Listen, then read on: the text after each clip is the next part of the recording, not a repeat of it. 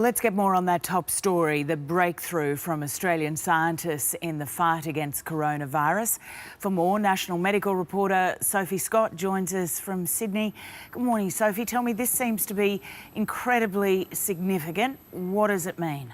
Yes, look, it is very significant, and it's not often that you see scientists very excited, but that's certainly the case with the scientists from the Doherty Institute.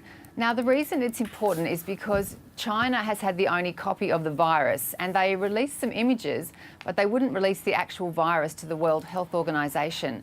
And so now the researchers at the Doherty Institute have created a copy of the virus itself. And this is important because it means that it will speed up testing for the virus. At the moment, all people who are tested, it has to go through this lab in Melbourne. They'll be able to send it out to labs not only across Australia, but also across the world.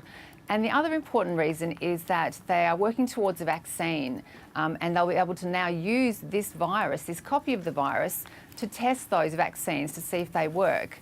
So let's hear from the lead scientist, Dr. Julian Druce from the Doherty Institute.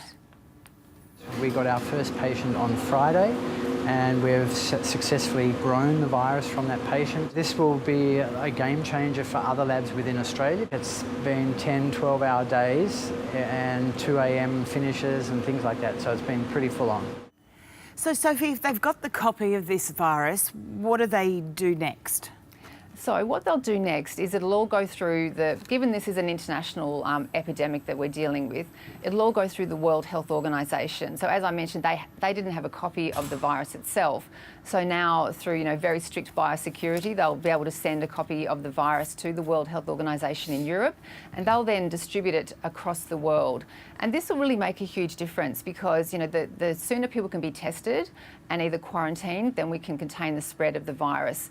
The other thing that's important with this is that they can develop a test to see if someone might actually have the virus, but they don't have any symptoms. And that's important because at the moment they're looking for people with symptoms, but they'll be able to track, people who might have the virus sort of silently but not show any symptoms. So that's an important breakthrough that'll come from this discovery at the Doherty Institute as well. And as we go to air this morning, Sophie, I understand you've got some new stats from the WHO.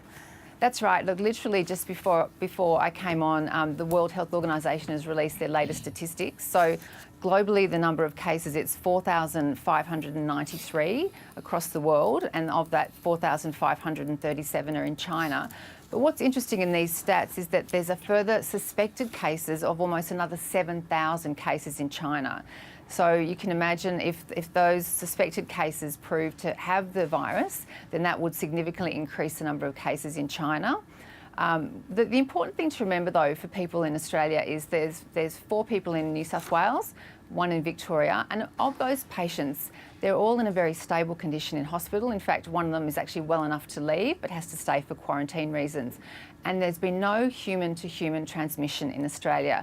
And that's really important because all these people in Australia who've got the virus have either been to Wuhan in China or had direct contact with someone who was in Wuhan. So that's important to just reassure people. While the numbers might be growing overseas, it's still relatively stable and under control here in Australia. Sophie Scott, thanks.